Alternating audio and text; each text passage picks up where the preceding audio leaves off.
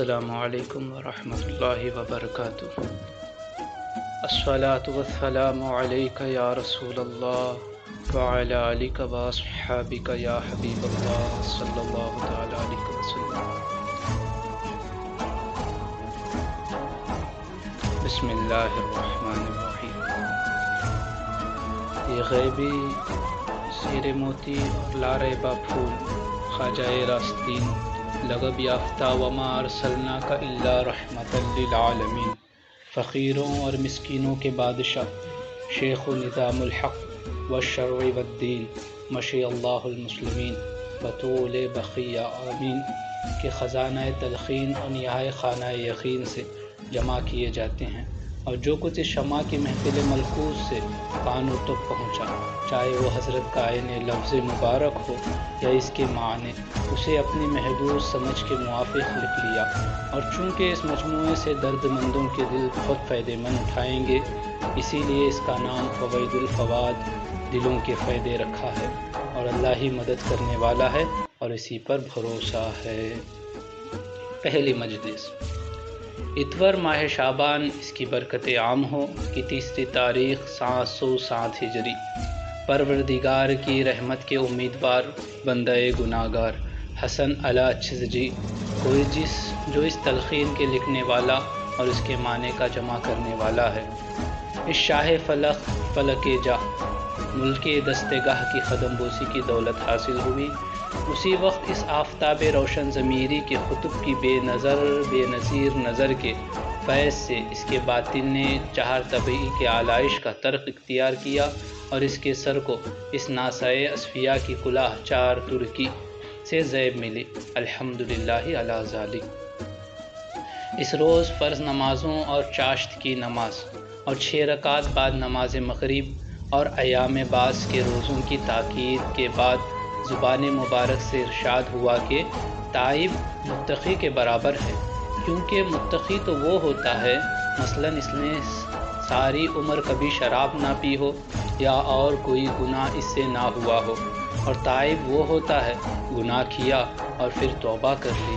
اس کے بعد فرمایا کہ دونوں اس حدیث کے مطابق برابر ہے۔ ترجمہ: گناہ سے توبہ کرنے والا ایسا ہے گویا اس نے گناہ کیا ہی نہیں۔ یہ تشریح بھی اسی ضمن میں فرمائی، جس نے گناہ کیا اور گناہ سے خوب ذوق پایا، جب وہ توبہ کرتا ہے اور اطاعت کرتا ہے تو اس کی اطاعت میں بھی خوب ذوق پاتا ہے، اور عین ممکن ہے اس راحت کا ایک ذرہ جو اسے طاعت میں حاصل ہوا، وہ ذرہ گناہوں کے کھلیان جلا ڈالے۔ پھر ذکر یہ آیا، مردان خدا خود کو پوشیدہ رکھتے ہیں اور حق تعالیٰ نے انہیں ظاہر کر دیتا ہے۔ زبان مبارک سے ارشاد ہوا، خواجہ ابو الحسن نوری اللہ تعالیٰ نے ان کی خبر کو نور سے بھرے مناجات میں کہا کرتے تھے، الہی مجھے اپنے شہروں میں، اپنے ہندوں میں درمیان چھپا لے۔ انہوں نے ایک ہاتف آواز سنی کہ اے ابو الحسن، الحق لا یستریح شیء، یعنی حق کو کوئی چیز نہیں چھپاتی اور حق ہرگز پوشیدہ نہیں رہتا۔ اسی مناسبت سے یہ حکایت بیان فرمائی۔ خطۂ ناگور میں ایک بزرگ تھے، انہوں نے حمید الدین سوالی رحمۃ اللہ علیہ کہتے تھے، ان سے سوال کیا گیا، مشائخ میں سے بعض انتقال کر جاتے ہیں، ان کے انتقال کے بعد کوئی ان کا نام بھی نہیں لیتا، اور بعض جب انتقال کر جاتے ہیں تو ان کا نام اور شہرت دنیا کے کونے کونے میں پہنچ جاتے ہیں، احوال کا یہ فرق کیسے ہوتا ہے؟ جواب دیا، جو زندگی میں اپنے اشتہار کی کوشش کرتے ہیں وفات کے بعد ان کا نام اور شہرت مٹ جاتے ہیں، اور جو زندگی کے زمانے میں خود کو پوشیدہ رکھتے ہیں وفات کے بعد ان کا نام اور شہرت سارے جہان میں پہنچ جاتے ہیں۔ پھر مشائخ کبار اور ابدال پر ان کے ترقی درجات کا ذکر آیا۔ زبان مبارک سے ارشاد ہوا کہ ایک شخص حضرت شیخ عبد القادر گیلانی قدس اللہ سر العزیز کی خانقاہ میں آیا۔ اس نے کسی کو دیکھا کہ ہاتھ پیر ٹوٹے ہوئے اور خراب حال خانقاہ کے دروازے پر آ پڑا ہے۔ یہ شخص شیخ کی خدمت میں گیا اور اس دروازے پر پڑے ہوئے آدمی کا حال سنا کر دعا کی درخواست کی۔ شیخ نے فرمایا خاموش رہو، اس نے بے ادبی کی ہے۔ اس آنے والے نے پوچھا اس نے کیا بے ادبی کی ہے؟ شیخ نے فرمایا وہ ابدالوں میں سے ایک ہے۔ کل وہ لوگ اپنے دوسرے دو ساتھیوں کے ساتھ اس قوت پرواز سے جو ابدالوں کو حاصل ہے ہواؤں میں اڑ رہے تھے۔ جب اس خانقاہ پر پہنچے تو ان کا ایک ساتھی تو خانقاہ سے ہٹ کر ادب سے دہنی طرف ہو کر گزر گیا، دوسرا ساتھی بھی خانقاہ کی بائیں جانب سے نکل گیا۔ یہ چاہتا تھا کہ بے ادبی کے ساتھ خانقاہ کے اوپر سے گزرے، چنانچہ گر پڑا۔ یہ معنی بھی اسی سلسلے میں بیان فرمائے۔ پیر کے ادب کا دھیان رکھنا اور اس کے سامنے اچھے جواب دینے کے بارے میں زبان مبارک سے ارشاد فرمایا۔ خواجہ جنید بغدادی قدس اللہ سر العزیز ایک دفعہ عید کی رات کو اپنی خانقاہ میں تشریف فرما تھے اور 4 اشخاص مردان غیب میں سے ان کی خدمت میں حاضر تھے۔ حضرت نے ان میں سے ایک کی طرف رخ کر کے فرمایا تم کل عید کی نماز کہاں پڑھو گے؟